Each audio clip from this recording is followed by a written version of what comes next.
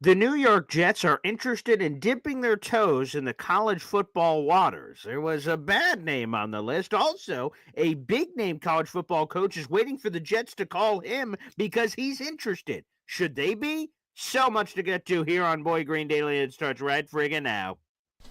I'm gonna lose my gosh darn bananas.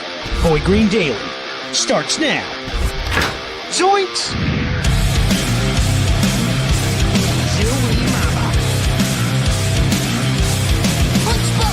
I made it clear that my intention was to play, and my intention was to play for the New York Jets.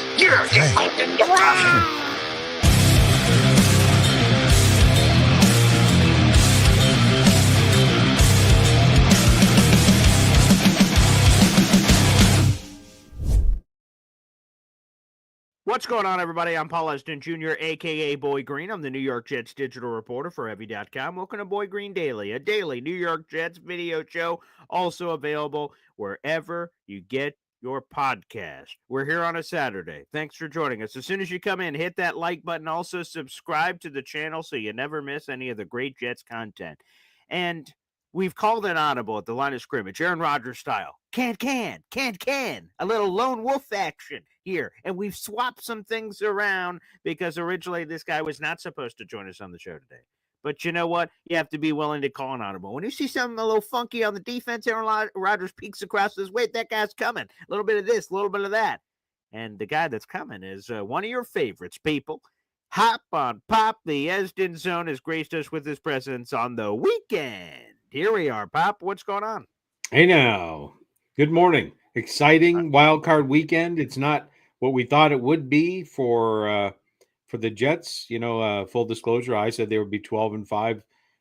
If they were in the wild card, they were making it at a minimum to the divisional round, and unfortunately, that's not where we're at. Well, a quick correction, Pop. It's super wild card weekend is how it's marketed, my friend, huh? Hey, well, there you go. And by the way, your uncle has joined the chat. Okay, let's welcome him in. Also, I appreciate the palatial estate that you're dropping by there. That's the things must be going well at the Esden Zone North quarters. And there he is, Steve Anthony, my uncle, Uncle Stevie. There he is, baby. He's rocking the Patriots jersey. We'll let that go. Yikes!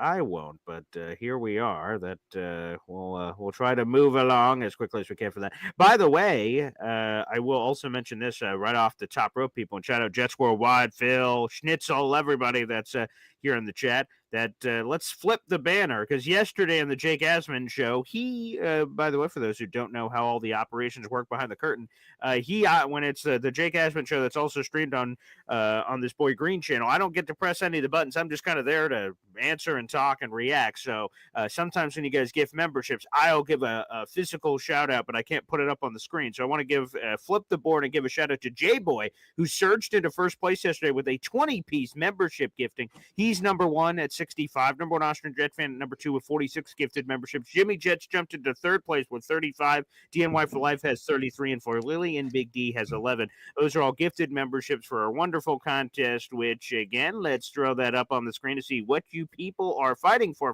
Pete's sake. Boom! Here it is, the Boy Green Raffle Giveaway Spectacular. This is all up for grabs for one lucky winner, and how do you get a raffle ticket to this contest is simply by either buying a Boy Green Coffee Club membership for yourself, which you can do in the YouTube description down below. Join the Boy Green Coffee Club here. It's only $2.99, or gift a series of memberships, and every membership you gift again or purchase for yourself, that counts as one singular raffle ticket for this contest. And again, one lucky person will win this. This is a Nike Atmosphere Aaron Rodgers Heather Gray jersey, a $50 Boy Green merch shop gift card, that link's available in the YouTube description down below, and a custom laser engraving package that includes all kinds of fun goodies. Those are all available, so people, feel free to exercise your right to give some memberships here throughout today's program. But let's get into the world of college football, Pop, because the Jets officially dipped their toes yesterday. And they went into by the way, when's that raffle end? Yeah. I don't think you said that. It is the end of the month. End of January. So right pre-Super Bowl, maybe Pro Bowl weekend, something like that. In Pro Bowl weekend, that's right. Yeah, The January 31st is a Friday, so a Friday is when the contest went, and we can announce it probably on right before the Super Bowl, which I imagine would be the week after. It's probably the Super Bowl. I Yeah, it's a imagine is week the after. 9th. Yeah. It's Pro Bowl weekend. Check it out. Beautiful. Great. Yeah, the Jets headed into Sherwood Forest over the past couple days. Yeah, what a way to describe it. Yeah, Mike Locksley, the Maryland head coach, former head coach at New Mexico. That's a choice. I mean, my reaction to this off the top rope was quite frankly cool. I like the college football dip. If you really, to Esdenzone's point there on the white threads, no stone left unturned. Okay, that makes sense. No stone unturned. Okay, you want to dip into college football, but Mike Locksley, who is 30 games under 500 as a head coach, a guy who Ian Rappaport in his tweet called a program builder and culture setter. It just seemed like maybe the agent's the one that sent that tweet over to Rap Sheet to send out. I don't know if those are the words I would use to describe Mike Locksley. I don't know, and I want to say this with all due respect, because with all due respect, I don't know how Mike Locksley has a job, let alone applying for the New York Jets NFL head coaching position and participating and completing an interview yesterday. With all due respect, I don't know how he has a job at all, let alone interviewing for a job. So that one was a bit puzzling, Pop. Yeah, I think because you might have glanced at a headline and you didn't do any digging. If you'd done some digging, you would understand how he had a job. So the word on the street is, he went 2-22 at New Mexico, blah, blah, blah, blah, blah. That was about 12 or 14 years ago, for the record. It's more interesting why Maryland would have snatched him up, right? He kicked around. He got kicked to the curb by New Mexico. He sold pencils for a few years, and then he was hired by Maryland. But I will tell you that, I'm not a Sir Robin of Locksley fan for the New York Jets. However, All right. I would tell you that he did build a culture at Maryland. Maryland is not historically a significant football, and he brought them to 3 bowl wins in a row. So he took them. They were struggling. He built a team. He recruited his own players. So college is a bigger lag than the NFL because you got to get the right players. You got to recruit now it's different with the transfer portal and all the other stupid, ridiculous business. But he did take them to 3 bowl wins in a row before this last year. So I can understand that there is something there, taking a program that was not doing great and turning it around. He would have been more, it would have looked better last year to interview him because he's coming off his 3rd bowl win in a row. Right. Yeah. This year, it's a little questionable. He's had a down year. So. Okay. That's I appreciate the case for Locksley a little bit there, but here's another one people may not know about Mike Locksley that's from his past. He was reprimanded by us old school New Mexico. He didn't get a lot of wins, but what he did get is in a fight with an assistant where he reportedly struck him and split his lip. Mike Locksley was reprimanded for a fight with an assistant coach where he traded fisticuffs. But don't worry, he was issued a verbal reprimand with a follow-up letter placed in his personal file. I like him even more. Heated exchange, sucker. Okay. Oh, they've got the play-by-play here for the ESPN article. He became angry, grabbed his assistant by the collar, and punched him as other coaches tried to intervene. Good Lord. I think the assistant coach got lippy. He needs to learn. so he beats him. I love that. I love that. That's not a detractor. That's another check in his box. Hey, you're gonna get mouthy to go to prison. Get mouthy. Get over here. I'm gonna pop you in the mouth. I'm gonna dot your I, cross your T, so to speak. I love it. So Brandon says, dude, that was in 2009. What are we talking about? What do you mean? What are we talking about? What difference does it make that it was 16 years ago or today? That's on his resume. He's trying to be an NFL head coach, Brandon. I could tell your audience, just for the record, I could tell your audience some crap that you did 16 years ago. If we held you to that mirror up to you, am I applying to be a head coach in the NFL? Oh, no, I'm just some shitty radio host here in Syracuse. So, like, we have different standards You're for the the higher face you. of New York Jets media. There you go. It's beautiful. It's a beautiful thing. But we could. I could be as self-deprecating as needed to be here. Sure. Do I have some demons? Absolutely. Some skeleton in the closet? You bet. But I'm not applying for a job that's got a quadruple background search that apparently hasn't dug up my past yet. We have Brandon saying that it was in 2009 enough. Like that we've passed the statute of limitations apparently on the facts that Mike Locksley grabbed an assistant and beat the shit out of him. I don't know, man. I don't know. I By the just feel way, like if someone did a background check on you, you couldn't sell pencils on the corner. Okay, well, you would not be allowed to. They'd be like, whoa, this guy's not going to represent us. I just feel like your entire resume. So Brandon apparently is not happy that that's part of the equation for Mike. But whatever you do, especially in the NFL, look at all the security stuff that exists for people. Everything you've ever done in your life is up for grabs when you're jumping in. See, Dave Briggs says, "Don't defend the abuse." Yeah, absolutely not. That's what he did. But anywho, it's got to be part of the resume as well. So Mike Locksley, again, just very bizarre. But again, to your point, maybe it's a certain rule is the reason it was interviewed, which again still doesn't really make sense because let's be honest, maybe this is going to happen, but I don't think so. I don't think the Jets are going to interview a guy if they're on a playoff team and their team continues to exist. How can you hire them as they continue to go on? You probably have to let them complete their course. So if the Jets are interested in whoever, I'm making this up because they have an interview because he's the head coach, but like Kevin O'Connell, right? He's not coming to the Jets. But if they keep going along, they're not going to hire him. Or Josh McCown would be a better example. Or Brian Flores, the Vikings go to the Super Bowl or something. That's just what I don't understand.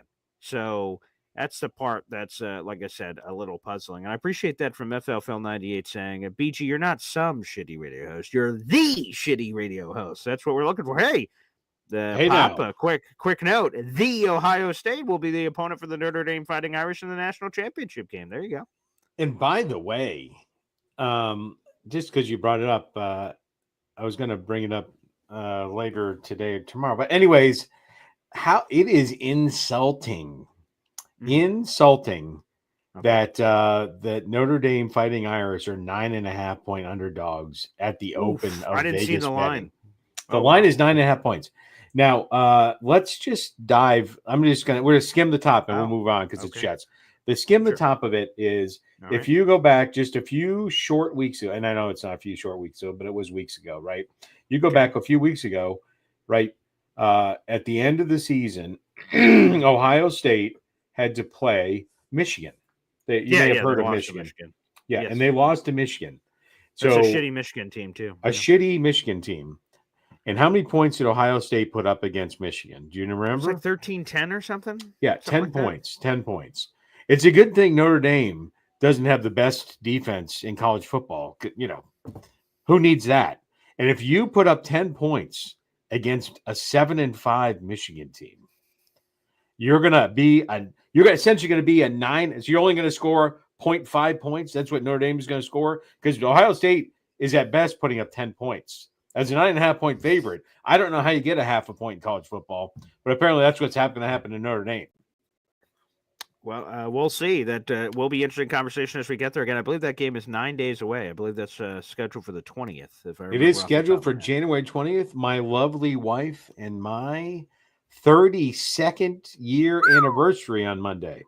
So did you tell her that plans have been shifted for that day? Or your mother has known me. We met shortly after Notre Dame won their last national championship, which was 88, 89? Yeah, the 89 is when they won it. 88 was 88 season, and that's when we met. So she is already looking through her wardrobe and deciding if she needs a new Notre Dame gear for when she sits with me and we watch the game. Oh, you guys are going to the game? Oh, that's sweet. We watch the game. That doesn't mean we're going to be at the game. No. Oh, I didn't know if there was an anniversary gift. I was like, sweet. That's not championship, baby. That's not an anniversary gift. We're going to enjoy the gift of the confines of Esden's own North. Ah, okay. That's just as cool. That's just as cool. But thought for a second there we may be doing there. Anywho, so Mike Locksley, again, maybe it's a certain rule is the reason that they're interviewing, which again, to me, I question why you even need that for a guy who is clearly not going to get the job. That it just seems weird because eventually, once we get past that, speaking of the January 20th date, I believe that's the date that you could start doing the in-person interviews with some of those playoff teams that are past the divisional round. So like, you would check off the Rooney Rule then if you're going to go talk to Aaron Glenn or Brian Flores or whatever when you get that in-person checking off the box. So I don't know why Locksley is necessary unless you're trying to aggressively hire somebody. And who would that be? Vrabel, I guess. So that I just don't know. But the other college football name, because so Mike Locksley gets interviewed yesterday. That causes quite a media storm on Twitter. Like, what the hell are the Jets doing here? That seems a little bizarre. And then I saw Zach Rosenblatt of The Athletic, who covers the team, and he responded to that Mike Locksley report from Ian Rappaport saying, quote, "That's not the college name I was expecting to see be a part of the Jet search." Now, Zach did not reveal who he was talking about. But when Zach was on Boy Green Daily earlier this week, he mentioned the Matt Campbell interest. So in 2019, he's the Iowa State head football coach in college. Now, if you want to say program builder and stuff like that, I think you might get somewhere with old Matt Campbell. But in 2019, the Jets requested Matt Campbell for an interview, and he told them to kick rocks. He had no interest. And the Jets went, okay, and they went about their way and hired Adam Gase. Thanks, Matt Campbell.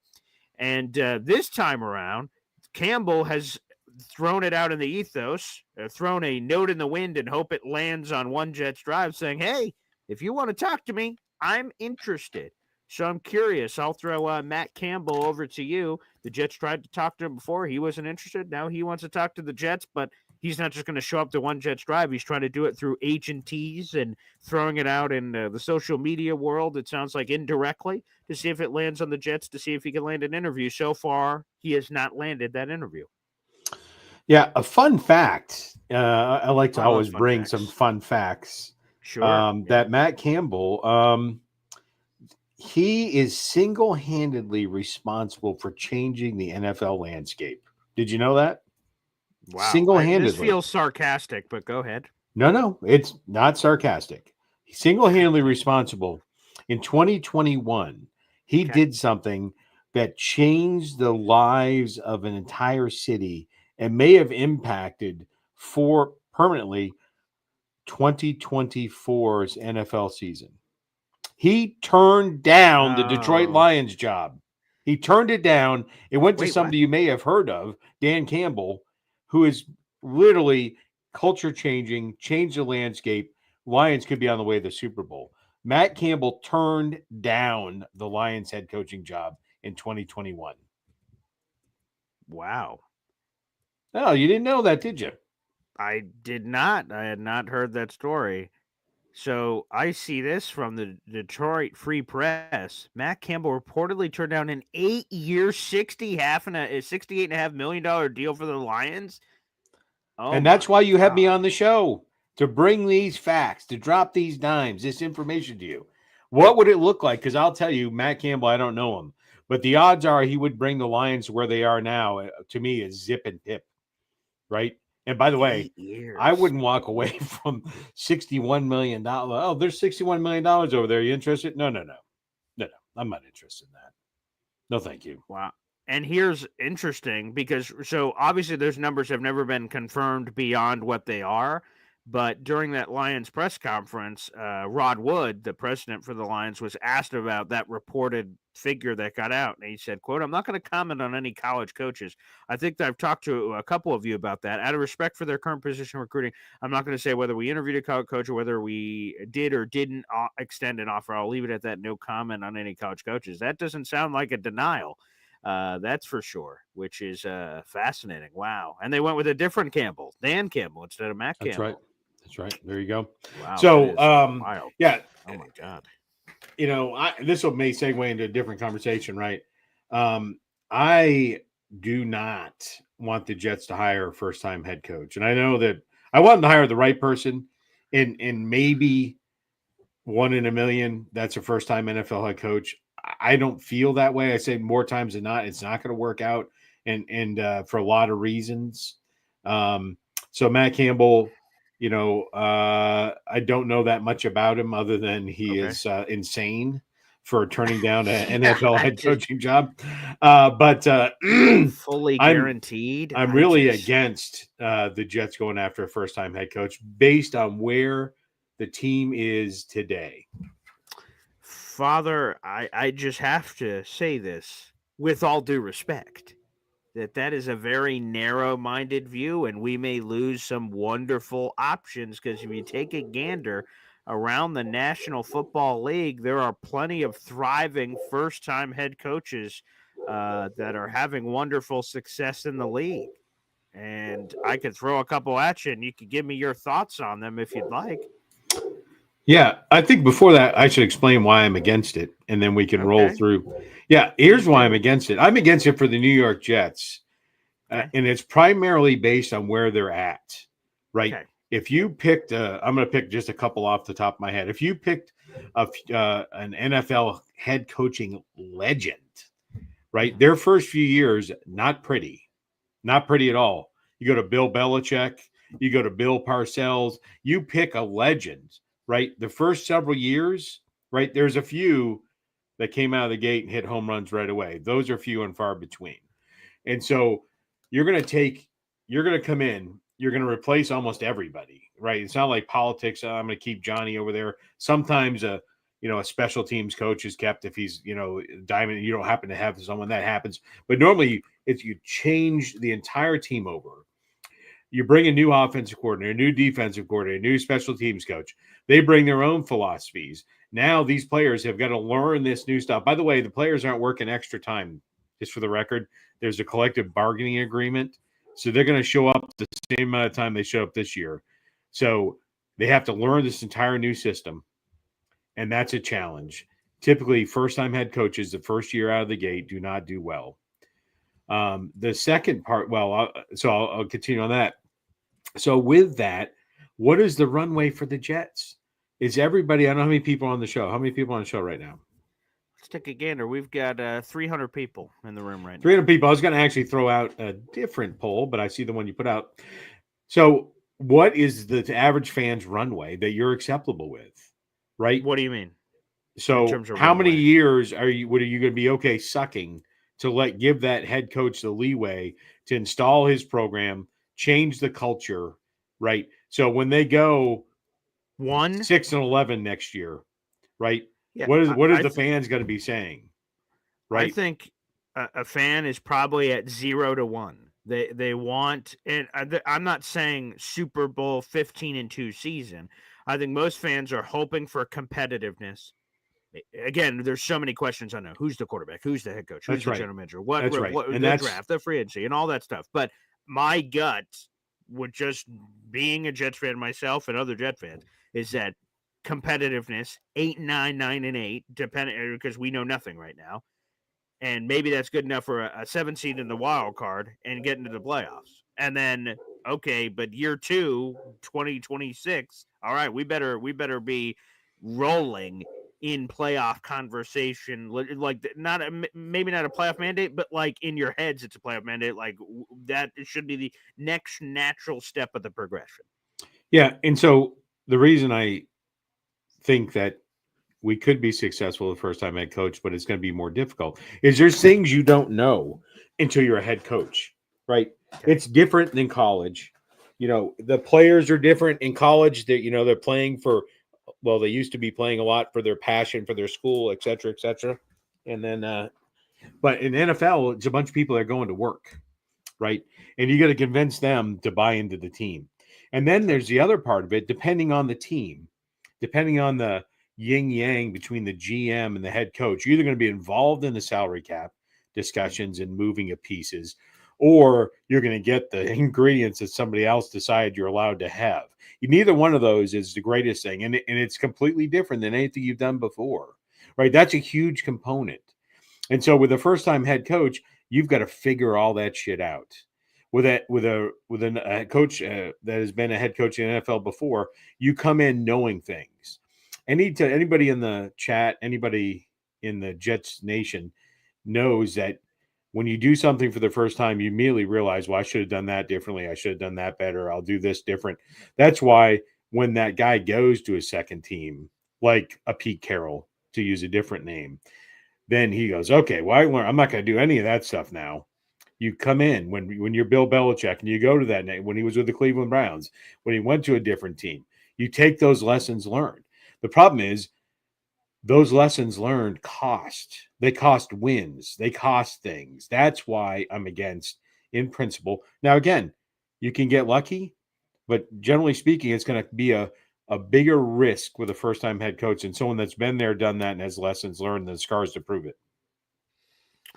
Yeah, I'm not even sure if I agree with that. Like I said, retreads are no guarantee, and quite frankly, there is plenty of retread bodies that are in the grave as much as failed first-time head coaches that are in. You mentioned Pete Carroll. I'm pretty sure that was his second flame out because he had Jets and Patriots before he got to the Seattle job where he had the success. Josh McDaniels got another whack at the pinata. Raiders, Broncos. He failed in that one.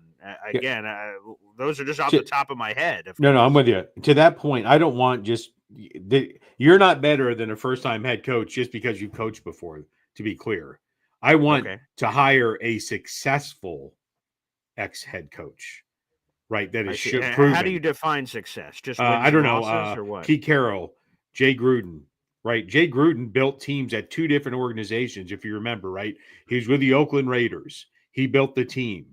He got traded, whatever that weird thing was that he went to Tampa Bay and then won the Super Bowl shortly after. Oh, so you're talking about John Gruden. That's not Jay. I'm sorry. Gruden, Thank you. I said the name wrong. So John Gruden, there's an example. John Gruden is the most attractive coaching candidate that very few people are talking about. Jay Glazer did talk about him on NFL Fox NFL Sunday. Yes, but they're outside of that, there's not a lot. But you go to Gruden, right? Realize this. Okay. He built up the Raiders, and he built up the best example of a leader or someone, a person in charge of an organization is how do they do after you leave? So as soon as you leave, if they crash into a tree and burn, right, they're a dumpster fire, then you didn't do your job. You didn't build an organization that was sustainable, right? The year after you left, the Raiders went to the Super Bowl. So he obviously built the Buccaneers. Against the Buccaneers, right? Right. So I'm just saying that is an example of where he built an organization, then he was successful with a different organization. So that I want someone like that. I want someone like a Pete Carroll who's kind of figured out the secret in the sauce. I want Mike Vrabel who's done things, and there was limitations in Tennessee. You can't just look at it through a single lens. But those are three examples of a head coaching candidate that I would like to see the Jets go after: Gruden, Vrabel, and Pete Carroll, because they're all interested in coaching. That's interesting. So I guess then my exercise may be fruitless if I just give you examples of first-time head coaches that have had success, because you may just say that those teams got lucky, basically, right? Or the organization was ready. So this is a different situation, right? I would say if you go through that entire list, and we could do that, we probably can't do the part I'm going to ask is, did they already have, was it the head coach they replaced, or was it a complete engine drop like we're talking about with the Jets? So we'll see if I can trust my NFL knowledge. I think I'll be able to provide that information live without fact checking it. We'll see if that's true. So let's go through the exercise. So for instance, off the top rope, I'll go in this random order of this ESPN standings. Sean McDermott, first-time head coach. He was paired immediately with Brandon Beane. So that they were a combination. I believe they both came from Carolina. So they were both first-time head coaches, and obviously they've had great continuity and success in the league. So there's one. I don't know if you want to comment as I go through each one, or you just want me to start going through all these names. Yeah, I don't really have any comment about that instance. Okay, so let's go to another one here as a first-time head coach, John Harbaugh in Baltimore with the Ozzie Newsome, and then it transitioned to Eric DaCosta. Yeah, I think that's an example of they had a strong organization. And then he came in as a head coach, and they supported bolster him. And the problem is, and this is just factual, not whatever. It's not a shot, right? The Jets haven't had a winning season in 14 years. There's problems. Well, they did 2015, 10-6.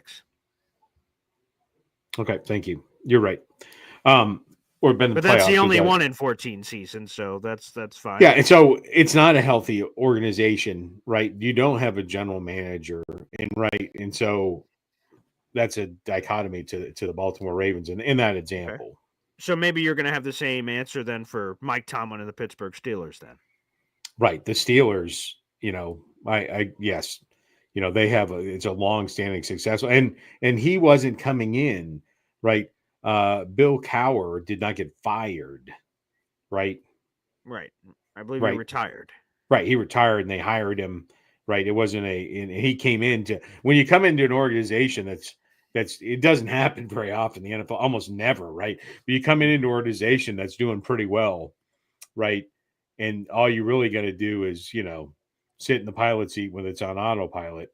You know, Tomlin you couldn't have walked into. Now he's done a phenomenal coaching job, one of the best coaches in the NFL, working under the same kind of premise of the tough defense, the running game. They've really had the same kind of concept for the entire history. Even Terry Bradshaw, I don't want to shock anybody, not that great of a quarterback, not a good speller, and not that great of a quarterback.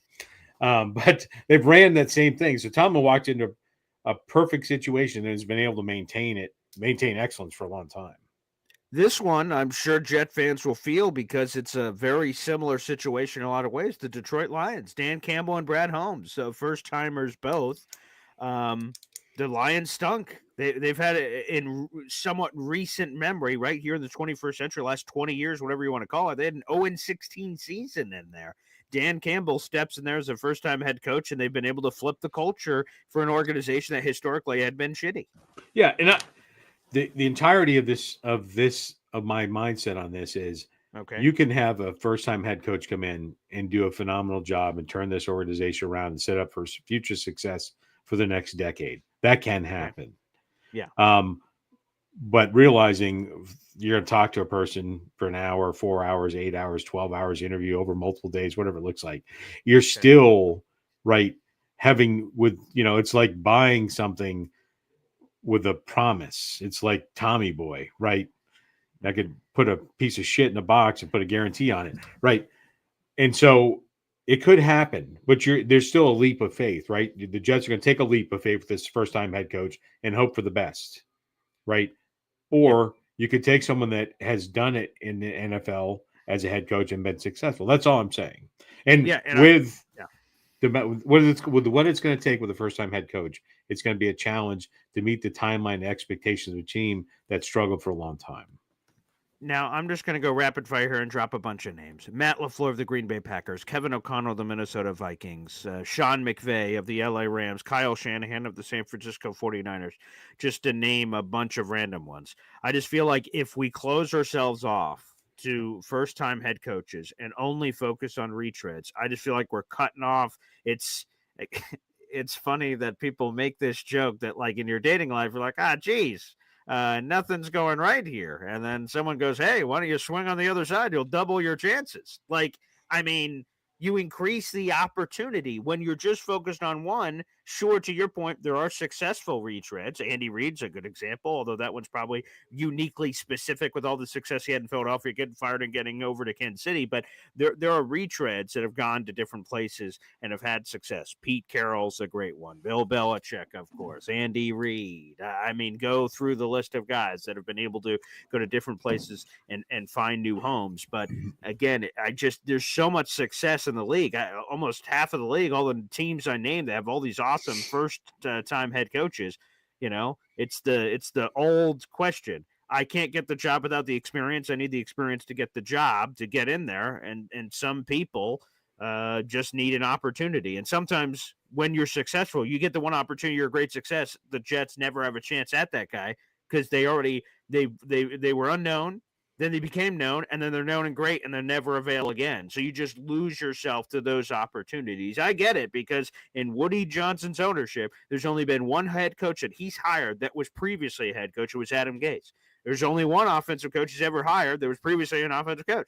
That was also Adam Gase. Adam Gase checks off both of those buckets in the 25 years of ownership of Woody Johnson. So, again, your song that you're singing, the dance that you're dancing, is going to resonate, I imagine, with a lot of the fans. I threw up a poll if Jet fans are willing to, or are you okay hiring a first-time head coach? Currently at 68% yes, and it's kind of going back and forth. But despite what the poll says, I'm a little surprised. I thought it was going to be more leaning toward you.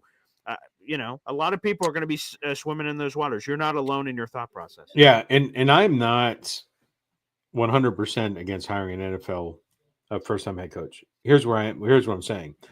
Okay. You have to have a set of criteria, okay? A weighted set of criteria. And so the interview, so you come in, interview the guy, his response to your questions. That gets a grade, right? And then what his plan was that he described to you, that gets, what's your vision? That's a grade. His experience, that's a grade. And then you weight those together. And what I'm saying is that first-time head coach better score higher on some of those things than a guy that comes in with a Super Bowl win underneath his belt. So it's not that you couldn't or shouldn't hire a first-time head coach. You got to fully evaluate them. And in all things being equal, between Dan Gruden and Aaron of Locksley, John Gruden and Aaron of Locksley, right? Locksley's got to knock my socks off during the interview, and his plan is going to be that much better than John Gruden's. But you're open to having that happen. So as you're talking to people, you're like, whoa, this guy. I interviewed him for some reason. They thought there was something attractive about him. And then he gets in the room and you're like, holy shit, guys. That's right. It's not to interview them. You should have it set up that you give credence, you give a weighting, if you will, to someone that a successful head coach. That's what I'm saying. And again, the vision is we have this young talent that a first-time head coach is going to take him longer to figure it out than a previous head coach. There are things he's going to have to figure out. It's going to take him longer to build a culture because, again, he's never done it with a bunch of millionaires, right? You're going to get a bunch of millionaires, you're like, hey, and get them, I know you're going to get paid the same, okay? You're going to get paid the same whether we win or lose. You get a few shekels for playoffs, which is frankly almost ridiculous how little they get. But you're going to get paid the same. I'm just going to need you to work harder for the same amount of money. Okay. But obviously, that's what coaching is all about, right?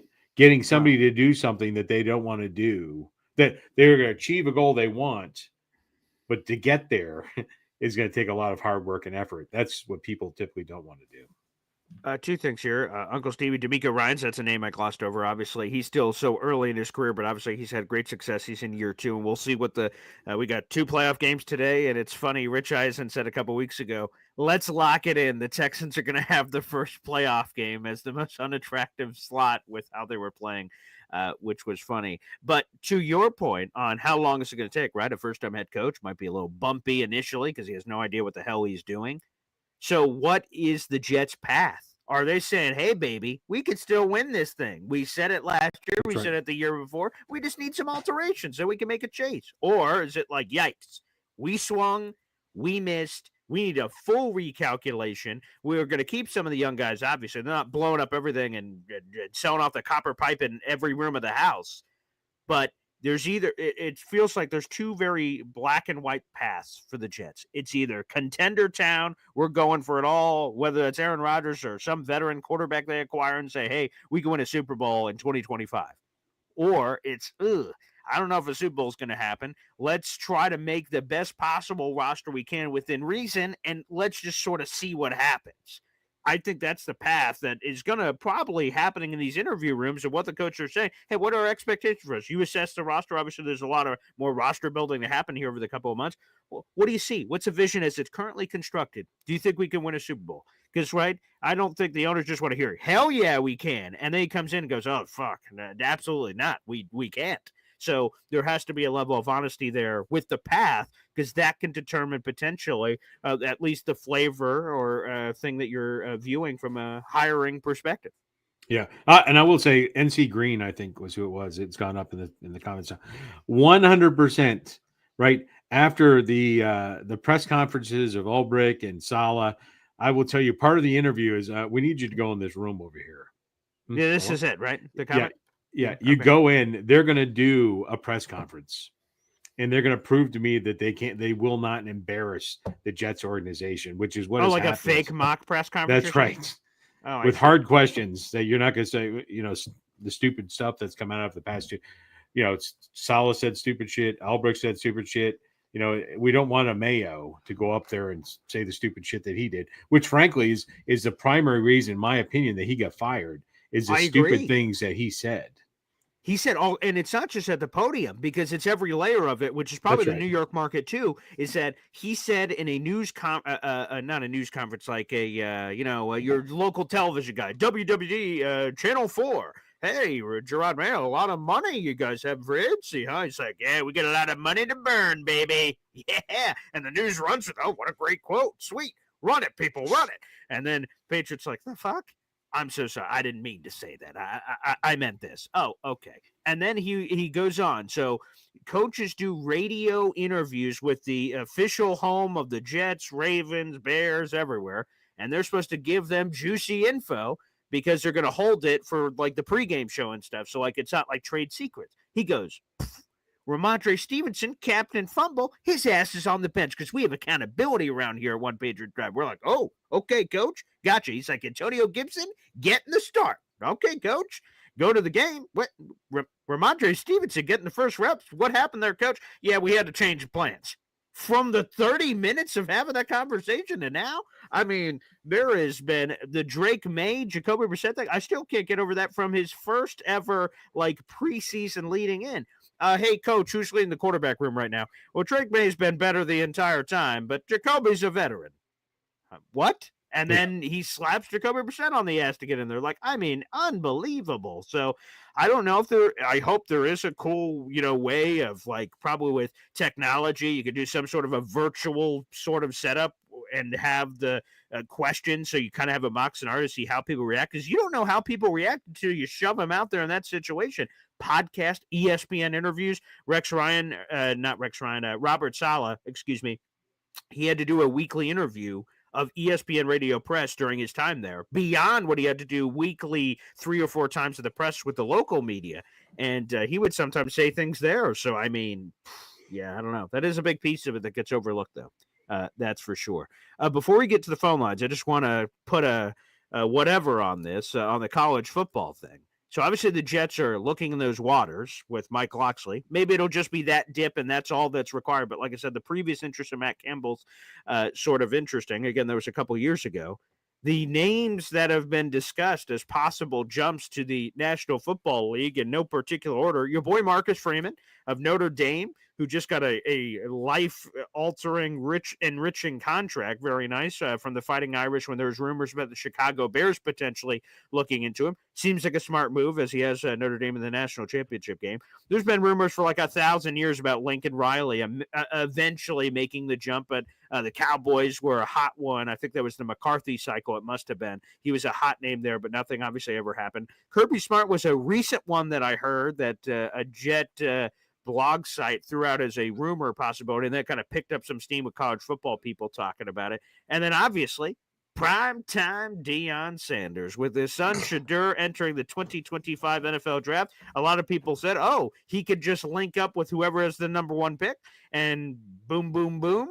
Now, it doesn't appear, unless we're going to get some more weird crap, it sounds like Mr. Callahan there in Tennessee is safe, so it does not seem like that's going to happen. And obviously, Cleveland has announced that Kevin Stefanski is coming back, so it doesn't seem like one of those things is going to happen unless it's Vegas and then they trade up if they hire Deion, I guess. But, yeah, those are all the names.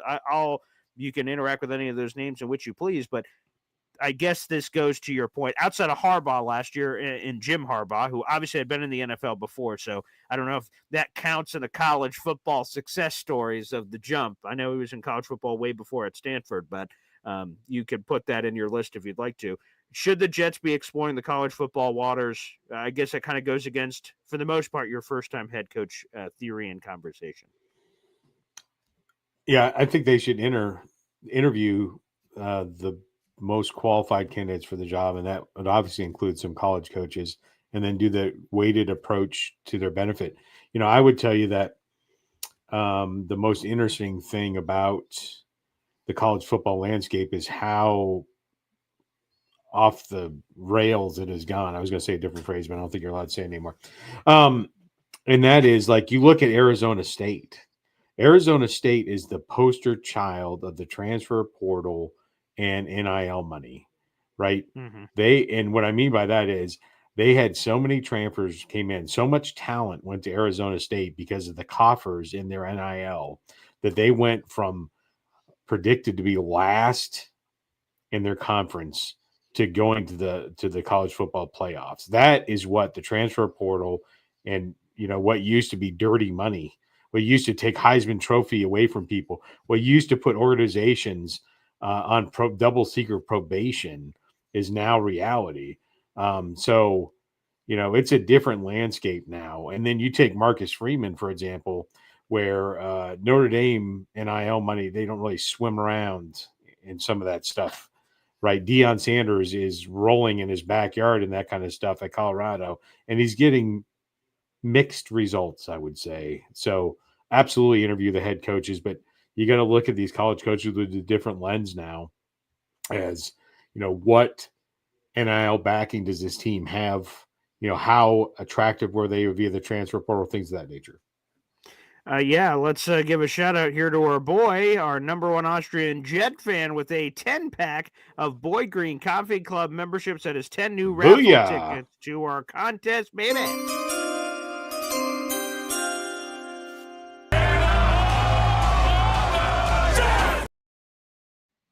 Let me know, Dad. YouTube's been having some problems, so I know normally you have your phone beside you. Do you see any members to list? YouTube's been having some issues. I do not. Okay. As a matter of fact, it does not list them for me. And it Okay. last week or whatever it was, it definitely did. It does not. I don't have them.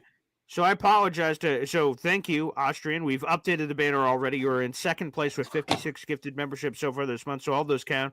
Whoever did receive them, because I'm sure you guys are getting an email about it, I hope you enjoy it. YouTube has been having issues the last 2 days because, J-Boy yesterday gifted 20 memberships on the Jake Asher channel, and they did not reveal who the 20 members were. So hopefully YouTube fixes that problem soon, so I apologize to anyone for not shouting out your name. I love doing that, but we're having some issues right now from YouTube, and that's a YouTube issue, not a mine issue from everything I see and understand. So whoever got a membership, congrats, and thank our number one Austrian Jet fan for his support of the channel. We appreciate it. Look at that scrolling tape. And what do people win again on January 31st, Friday, January 31st?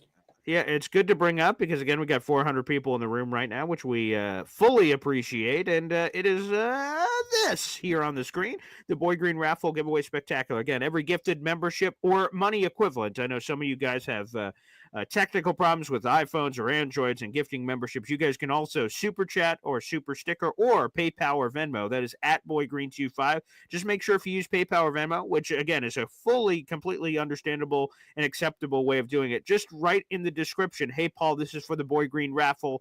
My YouTube username is Jimmy Jets," or "My YouTube username is FLPhil98. So I want you to count this for me on your Excel sheet. I'm buying 10 Boy Green Coffee Club memberships or something. We will count that towards the group. So just keep that in mind if you use PayPal or Venmo. Please give an explanation because I don't want it to go to waste. But yes, one lucky grand prize winner will win all three of these things that you see on the screen.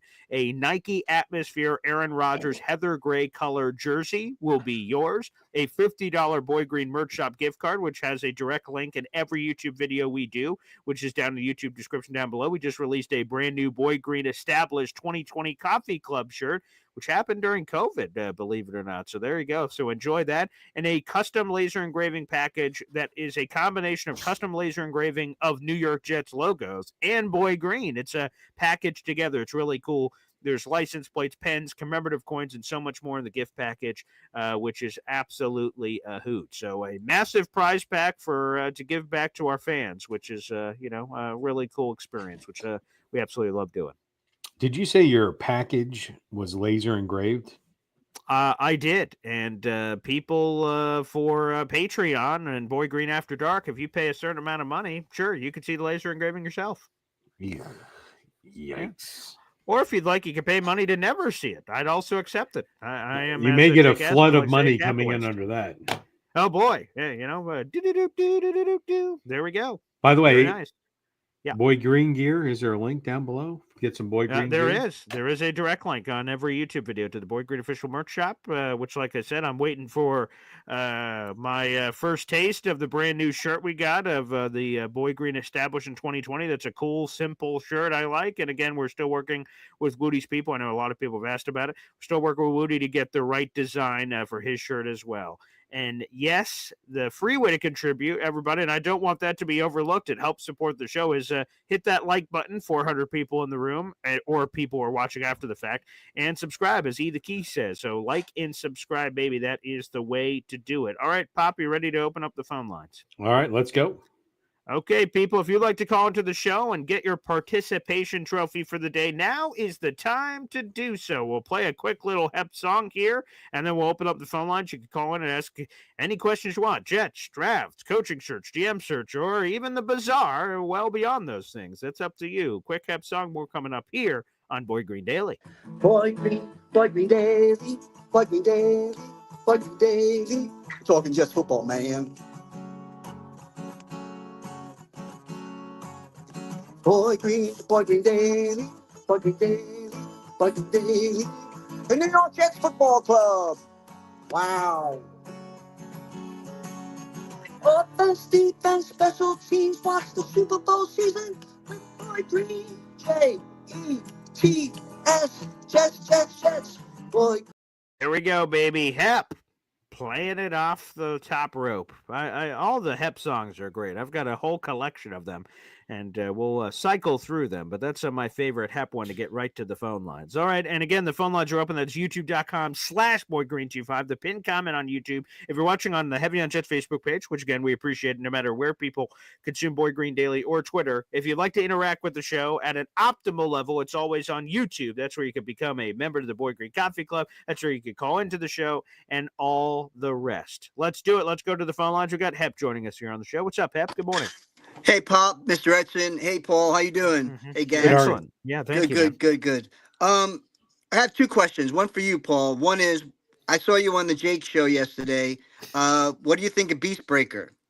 Oh my God, that I had never. So let me just make this clear. My first interaction with Beastbreaker happened yesterday on the show. I had never come across him. So when people keep talking about this Beastbreaker, I'm like, oh, who the hell is this?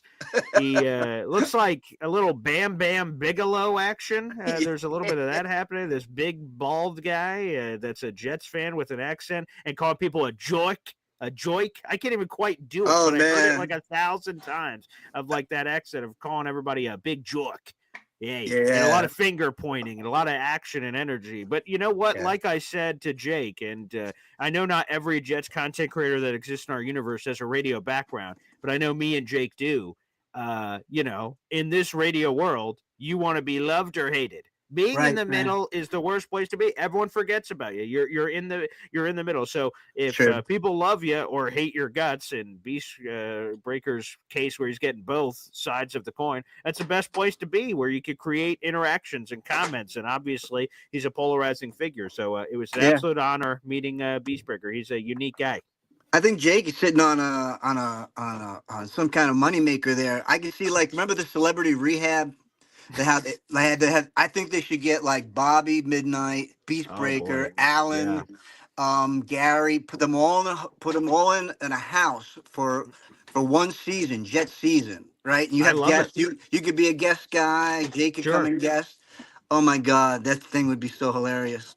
I would love to be in that circle of chairs and just say, all right, Beast, we're going to go to you today, pal. All right. What's on your mind? I would fully embrace that role. So let's see if we can push that out there. And it's cool that these shows that we all do have kind of made like these mini celebrity faces that when they cross other places, we're like, oh, Alan from the Jake show or this guy from this show. It's crazy. I can't believe that we've gotten there. It's pretty cool, though.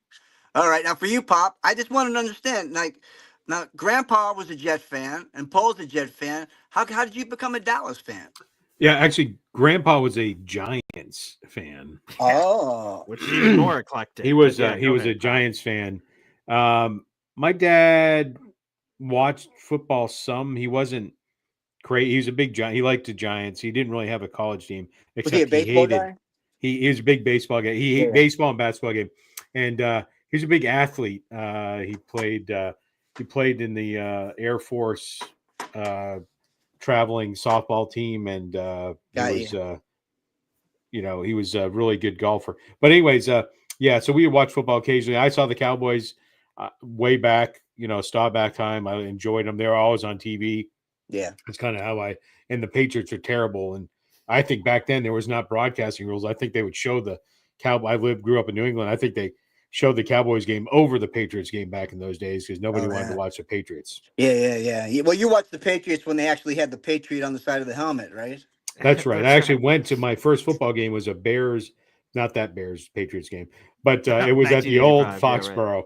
And it was pre 1985. So this was back in the 70s. I went and saw them. Yeah. I mean, I remember when the Colts were in the AFC East. I mean, this is crazy. 100%. That's right. Yeah. We're old timers, but what are you gonna do? Not you, Paul, but No.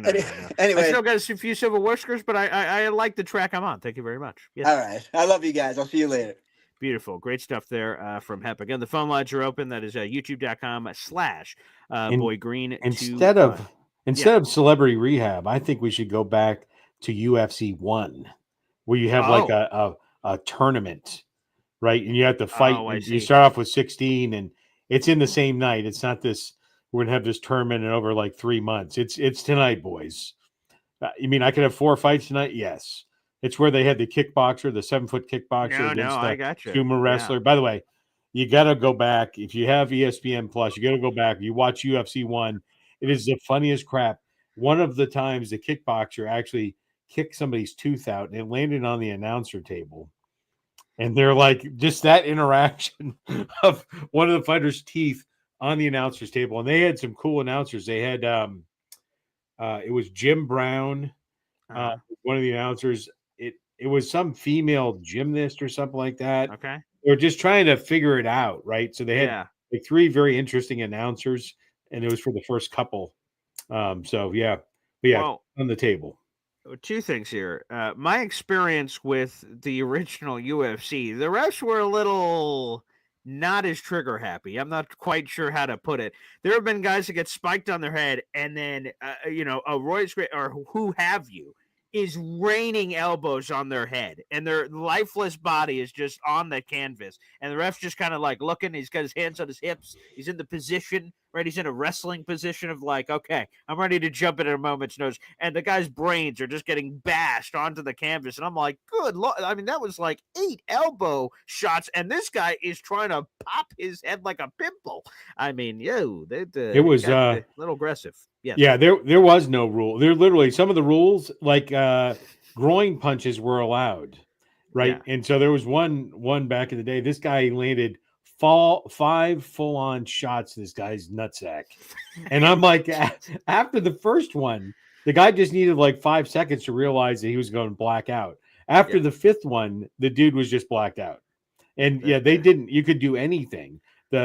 You could elbow down opponent, you could kick. There was 0 north, rules. South, right. I think the only rules you couldn't do was like hair pulling, but even then, it might have been able to do that. Like there's minimal knee rules. to a downed opponent, right? There's all kinds of stuff now that are for safety and the longevity of people's lives. But there was a fight. I saw the guy get elbowed. It was probably about 6 times, and after the 3rd time, he is out. Like the guy is out. Sure. And he gets 4 more elbows to the head before the guy just stopped hitting him because the ref is just kind of. I really need you to not move I need you not to move for a minute. Every time he hit you with an elbow, you kept moving. So I thought you were okay. Yeah. I mean, it was sick. Tank Abbott knocked somebody out one time. Yeah. And Tank Abbott, if you don't know, is a sick mother. Yeah. And he knocked some dude out, and he like followed him down the canvas. So the guy is falling, and Tank is following him down. The guy's head bounces off the canvas, and as soon as it comes up, Tank Abbott clocked him again as soon as his head bounced off the canvas. That guy didn't wake up for a month. And the referee, even then, the referee's like, didn't call it. Tank just stands up there. I mean, the guy's like, could be dead for all you know. And he just walks away and he goes like that. Tank Abbott, funny. If you haven't ever seen him fight, it's well worth it. I'll just give a tip of the cap because all of us, it's like NFL officiating. The hardest job is that ref's job. If you stop it too early, you're a punk, and you didn't give a full chance for someone to fight out of something. If you wait too long, you're a murderer. That guy is getting cripply and criminally and chronically injured and hurt for the rest of his life because of your decision to be like kind of a little lackadaisical. So obviously, it's an incredibly fine line of being the right ref to say, okay, buddy, I'm going to give you another 2 or 3 shots. You need to show me something here. Okay, you're not going to show it. I'm diving in, or what have you. So again, that's an incredibly difficult task. Another one I throw out there: celebrity death match. If we could bring that one back, that would That's be an good. entertaining show. One But, last quick one on the first Yeah. UFC though. Sure. Is like people didn't know. So what people didn't know is there was always MMA fighters, right? They may not have been as mixed in the past. They were, but kickboxers, Muay Thai, all that stuff existed. Yeah. And then the United States really didn't know that much about it. There was a boxer, and he was a decent, maybe had won one of the 5,000 belts they have in boxing, and like he didn't get it. So he went in the ring. Go back and look. I'm not making this up. He went in the ring with a boxing glove. Only one glove. One hand had a boxing glove. The other hand did not. He looked like a goof. So I don't know why. Maybe that was his message. This hand I couldn't hit anybody with because I would kill you. So that guy ended up fighting. I think he fought Royce Gracie, and who tied him in a knot, sat on him. The guy couldn't get up, and he pounded the shit out of him. But yeah, it was clear that guy had no idea what he was getting himself into. And that was like the sumo wrestler that went against the kickboxer, right? I just need you. Sumo wrestling is very, very set thing, and you're gonna do the things you do. And the kickboxer I think that's the tooth that landed on the announcer's table from the sumo wrestler. So anyway, that's what I mean. It just one last thing on that is just that, like back in the day, you didn't have. Oh, who's this fighter I'm fighting this weekend? Let me give a quick Goog. Let me give a quick Goog search, a highlight reel of seeing what the hell's going on. Back then, you just showed up and say, "Oh, who the fuck is this big motherfucker?" And they did say what their discipline was because that story about Tank Abbott that I just told. Yeah. So they introduced, and he was fighting like this 12-time world Sambo champion, and then they go to Tank Abbott, who he's never had an impressive physique, street fighter or something, and it was pit fighter. And they're like, this guy, and the other guy is like some 400-pound monster, 12, like world champion. And they're talking shit about Tank Abbott being a pit fighter. I don't know what pit fighter is. And as they're talking shit about him, he knocks the guy out, falls him down, and then knocks him out. And that guy is like literally twitching on the mat, doing that thing like where he doesn't have control of his arms.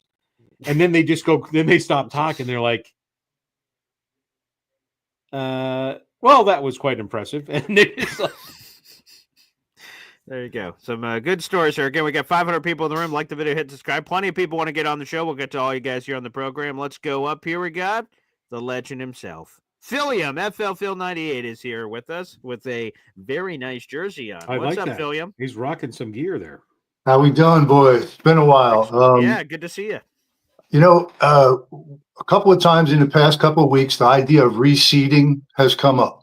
Yeah. So I want to start off by saying I don't think it's ever going to change. Mm-hmm. And I'm not pounding the table that this should happen. Okay. Yes. The system is what it is, and it's imperfect, and it's always going to be.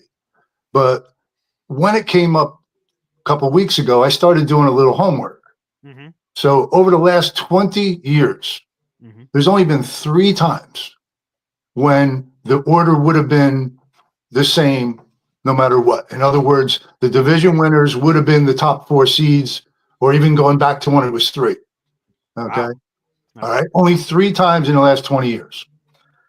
8 times in the last 20 years, multiple teams, 2 or more, have had better records than a division winner. And 8 times, there have been teams, 1 or 2 teams, that didn't make the playoffs that had a better record than a division winner. All right. Mm-hmm. The last 5 years since they went to the 3 wild card, there's only been 1 year that multiple teams didn't have a better record than one of the division winners. Mm-hmm. Only 1 year that that nobody had a better record than the division winners. Only 1 in the last 5. And 3 times, all 3 wild cards had a better record than a division winner. Wow. And 2 times, there were 2 teams with a better record than a division winner that did not make the playoffs. So why am I saying all of this? Is that I think you can make the argument for reseeding. And I get, you have divisional play, you win a division, you get a playoff berth. I think that should be your reward. If you go 7-9 and win a crappy division, hey, you won your division, you get a playoff berth.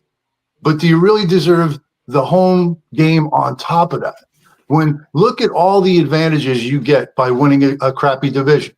You make the playoffs, you get a home seed. And again, there are I didn't even go into this other part. You know how many times there were teams with the same record that didn't make the playoffs, that if you went to tiebreakers, half the league might have made the playoffs some years where a really lousy team won a division. So if all I would say is if I were on a committee and the idea of reseeding came up, right, what's the objective every year? To win the most games, be the number one seed, and get that home field throughout, right? Sure, probably. The idea every year is to win every game you can.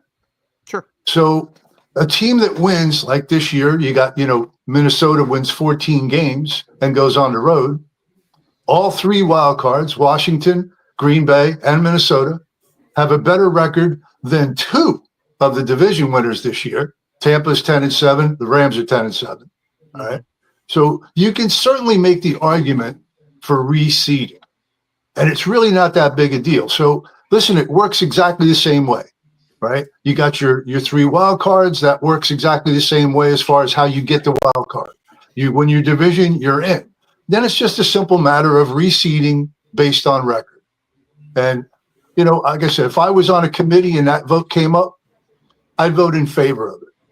So that's just my thoughts on that.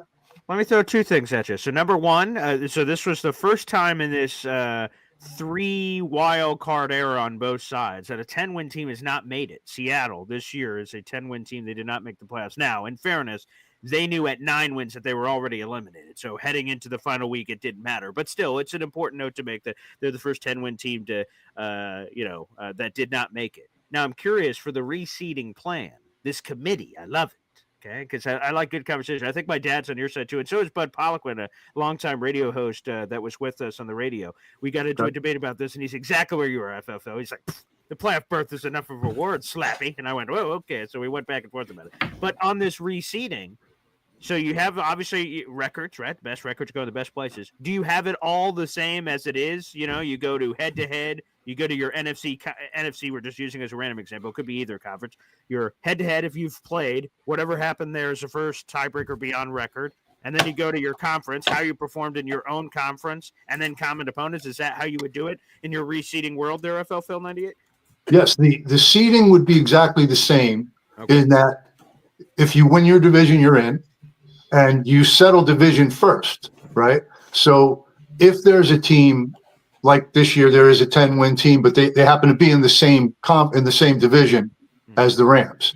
So they were eliminated from the playoffs by that. Yeah. Let's say Tampa was a 9-win team and won their division. Seattle would still be out. So I would change. Nothing would change about how you determine the 7 playoff teams. That would stay exactly the same.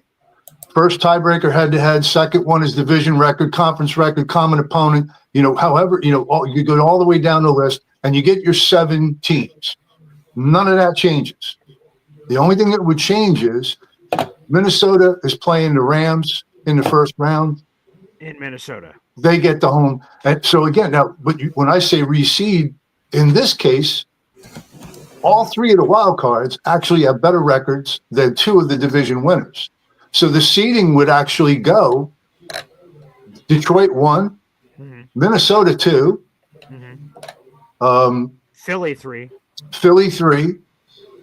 right? And your 2 division winners would actually be your 6 and 7 seeds. That's crazy. Okay, but again, is it crazy? If you go back to the goal is to win as many games as you can to get in the playoffs. Now, because of divisional play, you get a division winner gets in. That's your reward for winning your division. Whether you win 7 games or you win, 17, you win your division, you're in. I just think the amount of reward for winning a division is too great when you start breaking it down for all the advantages you get by winning your division. You get in because you won your division. To me, that's your gift. That's your reward for winning your division, regardless of record. Yes.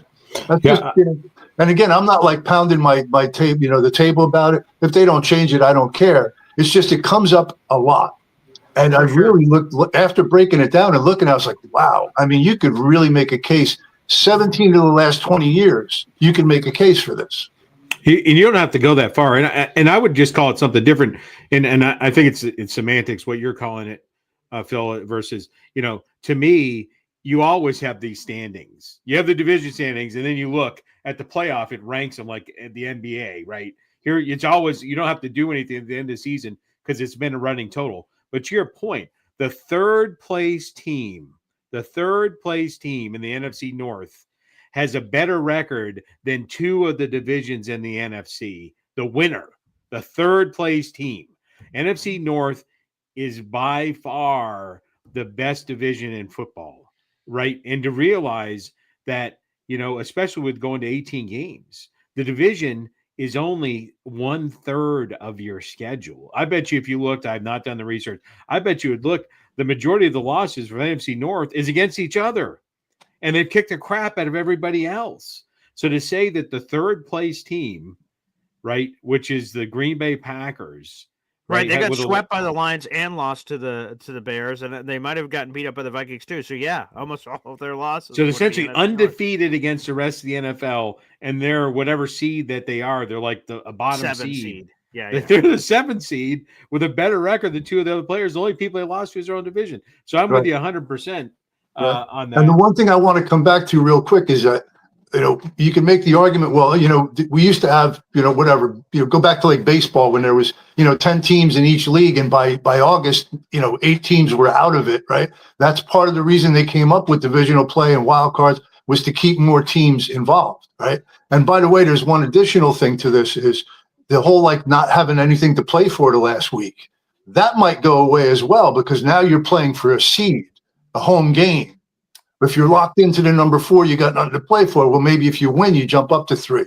So, there's that. But ultimately, I think that the reward for winning your division is the playoff berth, regardless of record. And that is a gift in itself. And you get way too much other stuff by virtue of that.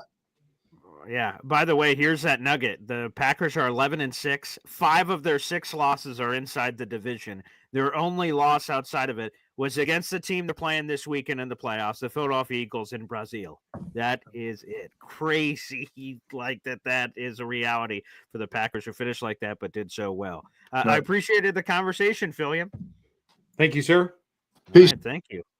All right, excellent. And then, Pop, I know the bacon light's on for you, so I will continue to take phone calls, but appreciate your time, and we'll have you on, tomorrow? Yep, I'll be on tomorrow. It'll be a little shorter window for church. God blessed be he. But thank you for having me on, and don't forget to get your raffle tickets. Let's go. Prize package, boy green gear. Get some.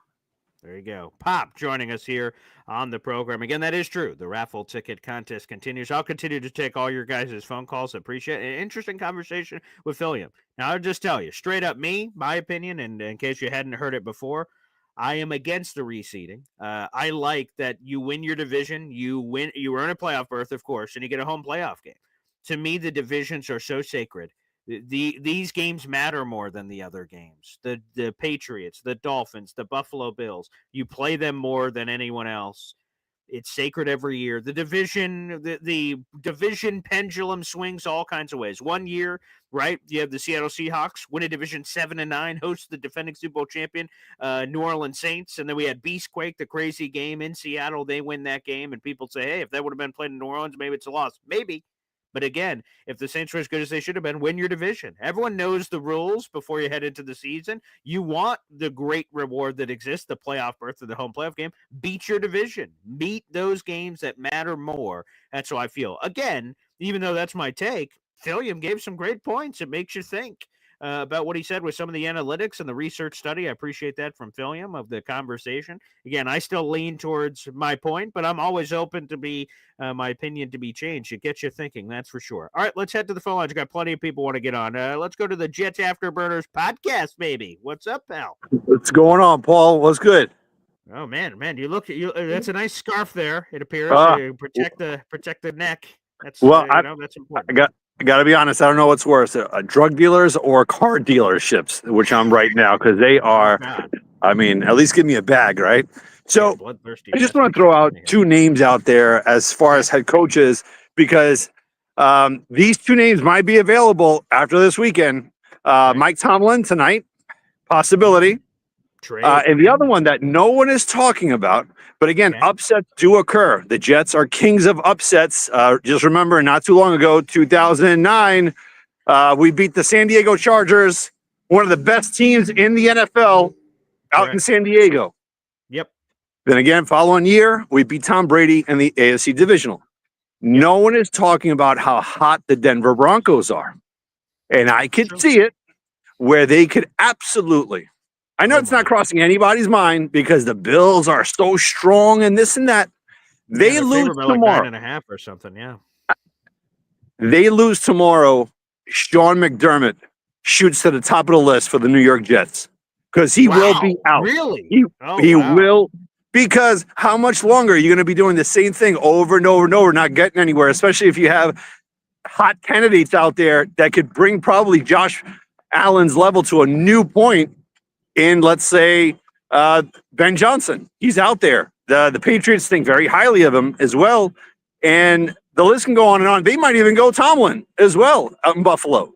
So let me ask you this. I love so Afterburners, you gave a name that no one has said for the Jets. Nope. So I love it. I love the uniqueness of it. Let me ask you this. The Jets, in a recent hire, said, hey, fired AFC East divisional coach. Come on down, Slappy. And that was Adam Gase, of course. And Sean McDermott, let me make this clear, a much more emphatic resume than one of Adam Gase. But I'm curious, would you have, apparently not because you floated out the name, but any hesitation with like that the people that in theory know him best said, no, we're good. You can't get us over the top and fired him. Would that give you any hesitation, the potential hiring of one Sean McDermott? No, because if that's the case, then the Chiefs would have never hired Andy Reid. That's fair enough. The touche. You know, if you can, my big thing is like having a big overhaul with the New York Jets, not just stop at GM and head coach, probably just football of operations and get, let's say, a Dimitroff. Because I feel like all these interviews that are going on right now, it's not only for those two plugins that we are looking at to fill. It's more than that. Maybe we're looking also at offensive coordinators, defensive coordinators in this. Ron Rivera, possibly. Maybe if we get, I don't know, Joe Brady, maybe as a potential head coach, and he brings his staff here. Everybody wants the up-and-coming offensive coordinator, which I'm all for. I get it, you know.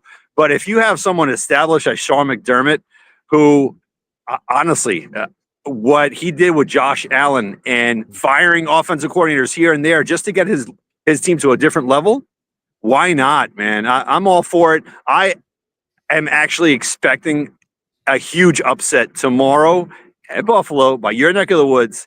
Denver win. Sean Payton, a coach that we should have been looking into, but we didn't.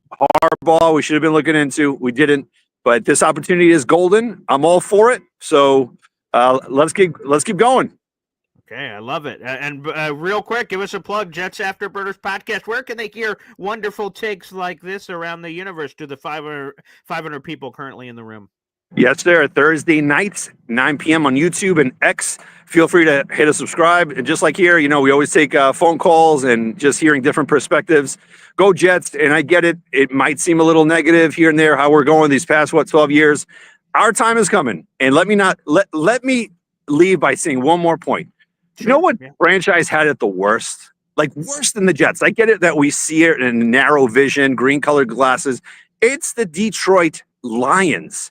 The worst 0-16. One of the first teams that have ever done it before the Browns did it. They were the first team I did. Yeah, didn't they do it before the Browns? Because Lions were in 2008. I think the Browns were in the mid 2010s somewhere in there. So yes, exactly. Matt Stafford Megatron, all these great players. Yeah, they didn't go nowhere. They didn't go. And then to see Matt Stafford go to the Rams and win a Super Bowl there, how does that make any Detroit Lion fan feeling for all those years?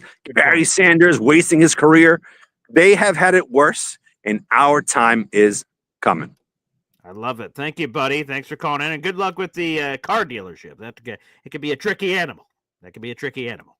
Wow. Sean McDermott. Holy cannoli. That's not a name I had considered. But I'll tell you this, though.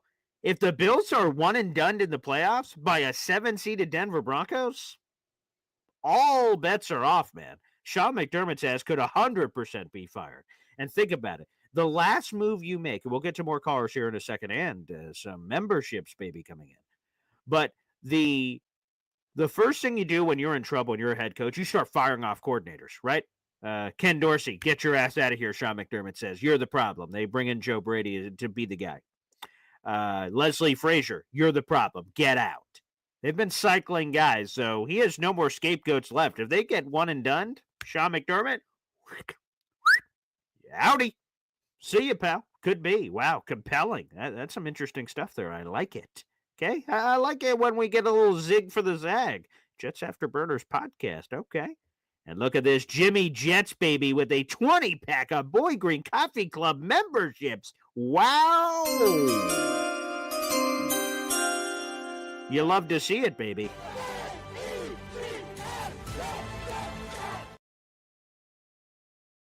There you go. 20 more raffle tickets for the contest, and the banner has already been updated down below. We got like a three-way race going on right now. Number one Ostrich Jet fan, 56 gifted memberships. Jimmy Jets, 55. And obviously, we've got our boy at the top of the leaderboard with 65 gifted memberships with J-Boy. So 65 for J-Boy. We've got number one Ostrich Jet fan at 56. Jimmy Jets at 55 now with his 20-pack coming in with Jimmy Jets. Wow.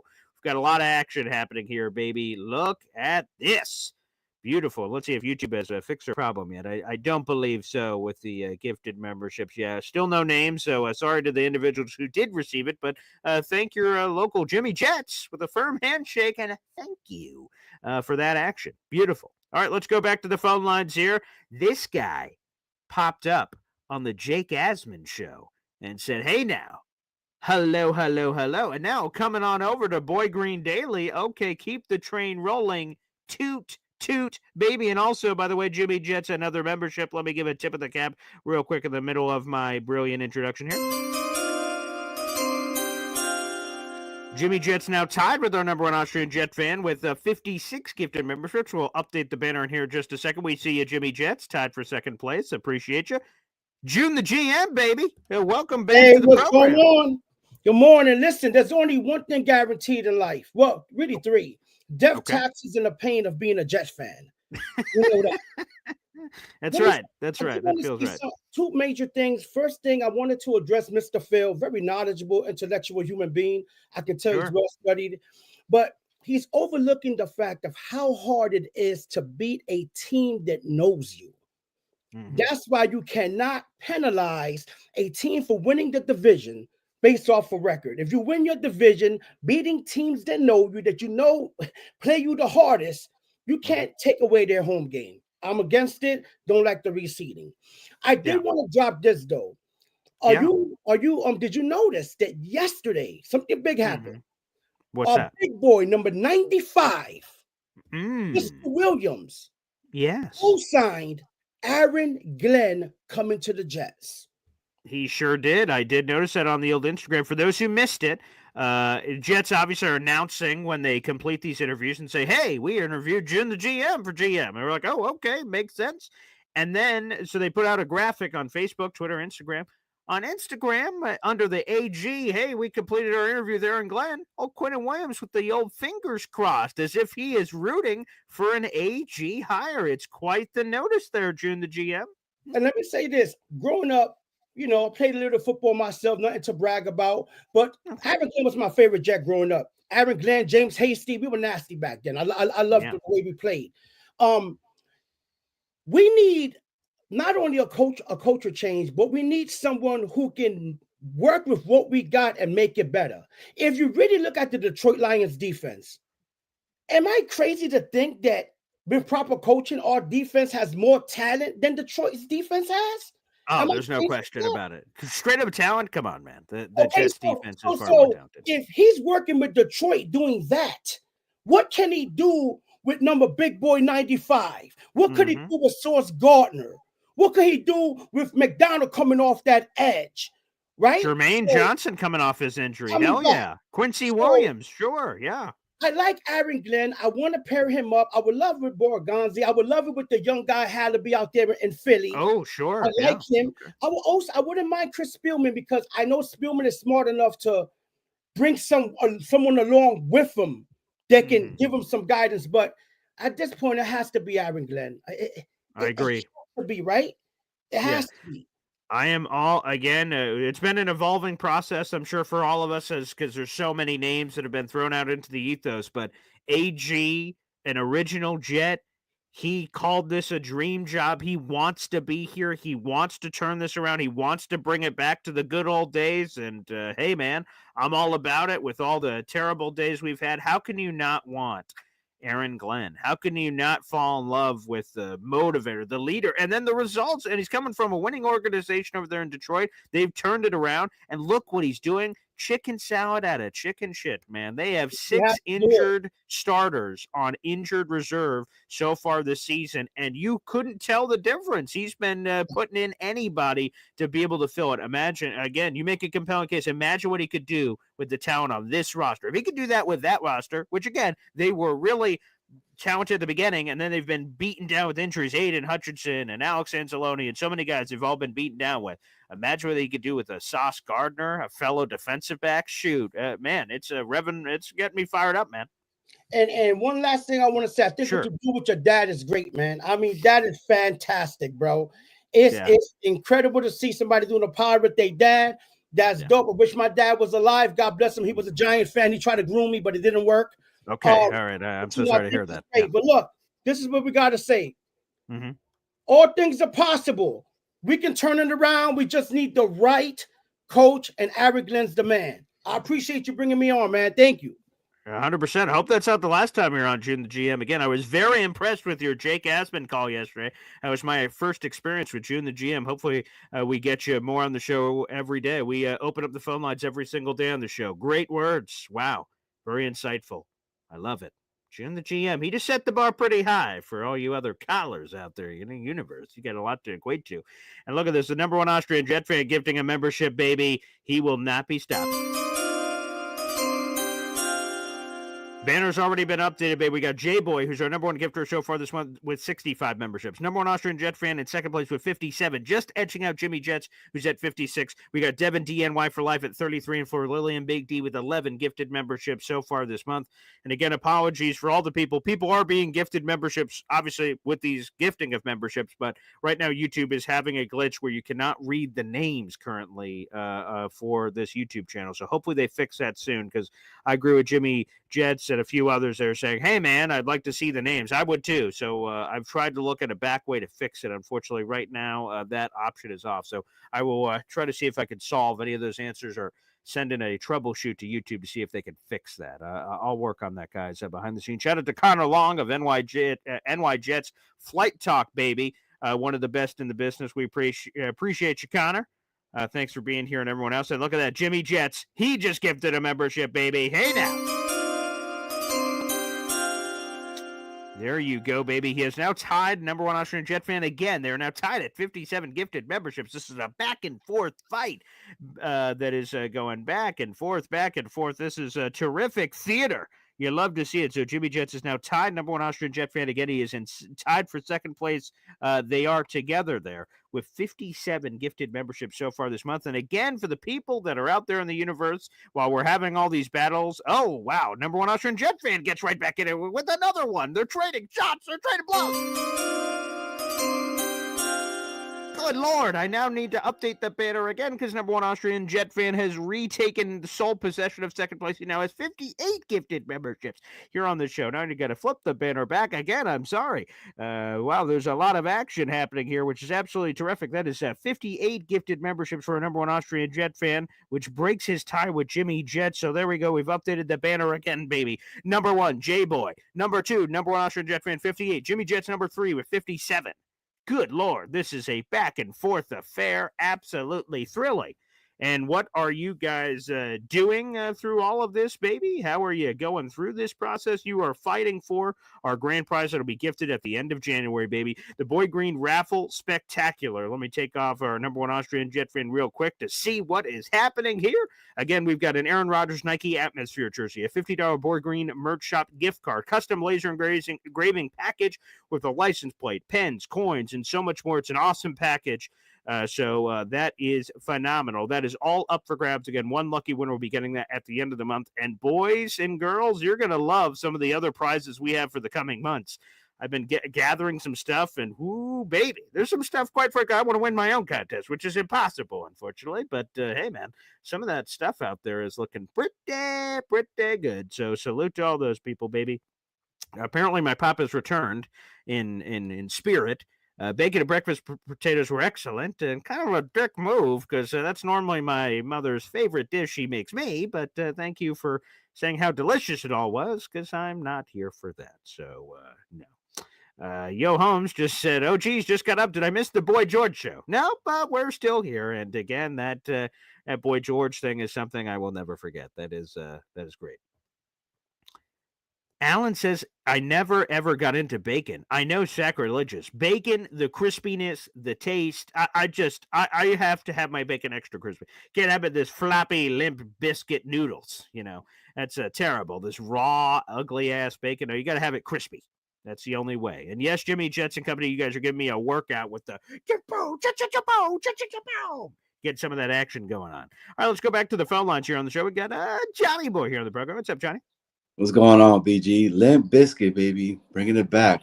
Hey, I appreciate that. Yeah, there we go. Just want to talk in regards of the Aaron Glenn stuff. Yes, I know he's getting like a lot more traction now, especially picking up with the stuff with the press conferences that he's had, with the inside look of Hard Knocks that they're kind of putting out. I think something that is kind of going under the radar is the Pivot interview that he had about 2 years ago. Yeah, I'm gonna have to go back and watch that. Yeah, it's a really good watch. It gives a lot of insight on Aaron Glenn, who the actual man is besides the head coach. I had no clue that he was there was 10 kids in his family, right? So he was one of 10, saying the way he grew up, it was all sports. The relationship that he has with Bill Parcells, he goes in depth with that, talks about that he still speaks to him almost pretty much every other day, just going over film, asking stuff like, you know, how did you succeed in this type of formation, or how did you handle the media when this stuff was going on? Because those were a couple of my questions with Aaron Glenn. Right. Mm-hmm. I get that he's a fiery defensive coordinator and all that stuff like that, but I feel like we've had that before, right? Within Robert Saleh. Not comparing both of them or anything in that sense, because I think Glenn is better than Saleh. But I remember when Saleh was coming over here, he was this fiery San Francisco defensive coordinator. He was great. He was from Detroit, you know, from Michigan area. I mean, I'm sorry. Anyways, the reason I'm calling in is because I think that everybody should watch it. It kind of was like, I was like, damn, you know, actually there's something with Aaron Glenn that we should be really looking into as well. So I'm still a Flores guy. I still want Flores. That's who I want. But I would have to say Aaron Glenn, to me, is shot up to my number 2 now. You know? You'll be happy to hear this, Johnny. I just saw this from ESPN's Rich Cimini. Based on all the information he's hearing, his official prediction for the next Jets head coach is he believes it will be one of 2 individuals, Brian Flores or Aaron Glenn. That's his official prediction he put out last night. So So it's like you're going to be happy. It's going to be one or two. They listen to Johnny Boy. It's going to be one or two on your list. It sounds like, if you were to believe one Rich Cimini. I just hope whoever comes over here, right, GM first, because I mean, honestly, we need a GM for sure. Then head coach. I just hope they get it right. And yes, we are talking about kind of what Phil was talking about, the seating, and we're having that problem. Where that we're would talking, be nice. it would be awesome, man. It was good to see Phil up here too, man. Shout out I to love Phil. Phil Yum, 100%. Awesome. Yeah, we need him more back on the show. I think people really dig it. Obviously, the poems and stuff they gave us earlier this season is super cool. And yeah, I love it when we get him. He interacts. I see him in the comment section, but it's great to have him up here on the show during the call-ins. Yeah, he's a great guy. Yeah, so I don't know, man. I just one of the questions, and that's pretty much with anybody that comes up here. Who are the coordinators that are going to have? Because I think that stuff is very important, especially if we do go the defensive, head coach all over again. The Spags one is very interesting that they had that interview with him yesterday. That's correct. They completed that one. So I don't know, man. Again, bro, I'm just like everywhere with this stuff. And I know that, it is what it is all we got. But we got football this upcoming today. We do. Yeah, we got 2 games today, 3 games on Sunday, and then a Monday Night Football game. So, yeah, I'm excited for the playoffs. Even though the Jets aren't in it, of course. I'd love for them to be in it. I love football, so I'll be watching them all. But my last question is this, right? And it's in regards to the playoffs. Which game do you think it's a lot harder to really see who's going to be the winner? For myself, I have the Bucks versus the Commanders. I think that's a real tough game because I think they're really even. But I got the Commanders, man. So, and I got the Vikings winning the whole thing. Yeah. Oh, I'll fast forward. So I think the Chargers are going to smack the Texans. So nope. I think the Steelers-Ravens are going to be closer than we think, but I still think the Ravens are going to win. Despite what Afterburner said, I don't see the Bills lose the Broncos. That'd be fun, but I don't see that happening. Packers-Eagles, I could see that going back and forth. I think the one that I'm going to, copy and I'm going to copy your notes here in class and say the one that gives me the most pause because he's a rookie and you just don't know with Jaden Daniels. That's the one that I'm like, oh boy, that literally. And I've been wrong on Baker Mayfield all year. When I've thought they've been great, they stunk, and when I thought they stunk, they've been great. So I've been all over the place on Tampa Bay this year. But that's the one that's a total wild card. Either team could win. I could totally see it. But yeah, before the season, I had, unfortunately, one half of this is no good. But I got a lot of looks before the year, and look at me now. I said, how about a Jets-Vikings Super Bowl? People are like, what? That's stupid. The Vikings suck. And I'm like, I don't know. And they also said the Jets suck. But I was like, come on, man. It's going to happen. So, hey, I'm rooting for Sammy. I'm rooting for the Purple People Eaters. That'd be a fun trip. Yeah, man. Low key, I've always liked the Vikings, man. Dalton Culpepper and all of them for back in the day. Great jerseys. Great stadium. Oh, yeah. They got a lot going for them over there. The old school. Remember playing the Vikings with your Dreamcast and the whole 9. So from back in the day. So, all right, bro. Well, BG, I appreciate you, man. Keep doing your stuff, and as always, man, go Jets. There he is, Johnny Boy, joining us here on the program. Again, we got 600 people in the room. Appreciate that. Yeah. So the toughest game, looking at super wild card weekend, is probably Commanders Bucks. That one's the most up in the air to me. I'm rooting for the Vikings in the Rams game. I love Saquon Barkley as a former running back, so I got a special place in my heart for Saquon. But I actually predicted the Packers to win. I'll have to give my picks in the Discord. For all people that are members of the Boy Green Coffee Club, you get access to our Discord channel.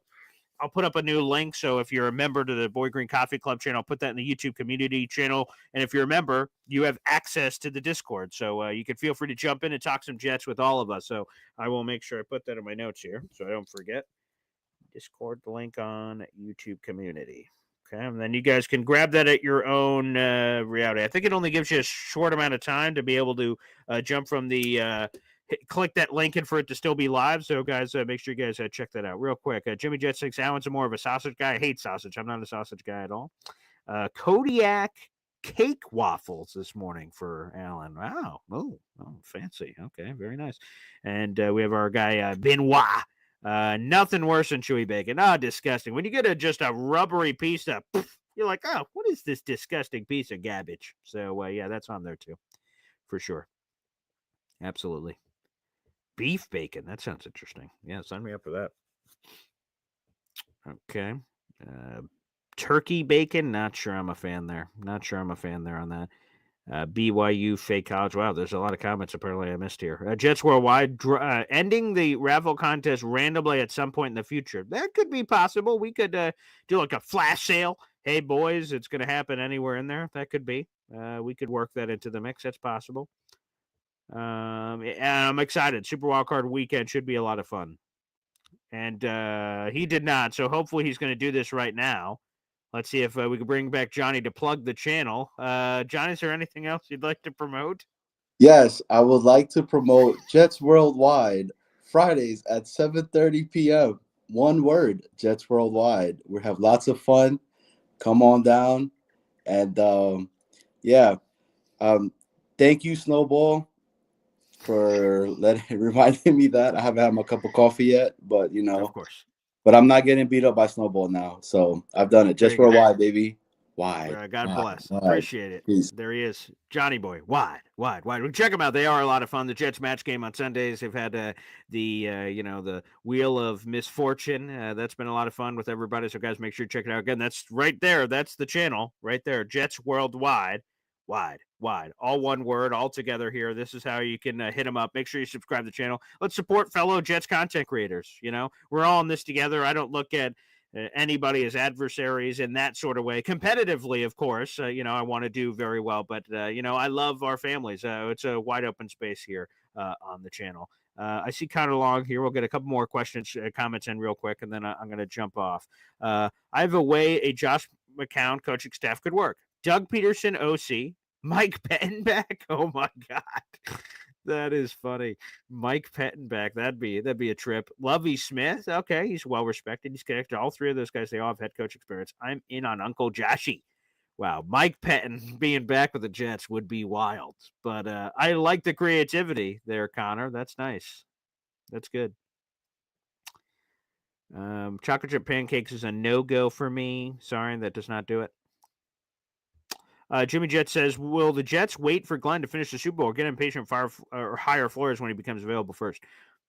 Jimmy Jets, it's a great question because obviously if Glenn and the Lions, who obviously are favored to win the Super Bowl and be in the Super Bowl, that'd be till mid-February. So that'd be another month. Are we willing to do that? Because you got Super Wildcard Weekend, you got Divisional, you got Conference, you got Pro Bowl, you got Super Bowl. So it's like, again, 5 weeks away, give or take, 4.5 weeks, something like that. So the Jets need to hire the right guy. If they have to wait all the way then, so be it. What's the difference of a week or two to get the right guy? Again, no offense to Flores. He could be the right guy. I'm leaning AG to Flores, but God, I hope so, Jimmy Jets. We can only hope so. Man. We need the Jets to hire the right people. We need them to hire the right people. That's the key to all of this. Just sub. There you go. Jets Worldwide. You got one. We did our job. Thank you to the 600 people in the room. Like the video. Hit subscribe, baby. We appreciate you. Hop on Pop. Apparently, he's joining tomorrow, too, on the program. Should be a doozy. Enjoy the beginning of Super Wildcard Weekend. And again, as soon as this show's over, I'm jumping over to the YouTube community channel. If you guys are subscribed to the channel, if you're members to the channel, to the Boy Green Coffee Club, again, I'm going to drop this link, a link to the Discord. It'll be in the YouTube community channel. Again, if you're a member to the channel, you should be able to click it and sign up through your YouTube, and you should be just Andy. You can join the conversation. We're looking forward to a bunch of you joining us. Again, 600 people in the room. God bless. Thank you so much. And we'll see you tomorrow morning for Boy Green Daily, 7:30 every day, every morning, holiday or not. Enjoy it. We'll see you. Peace.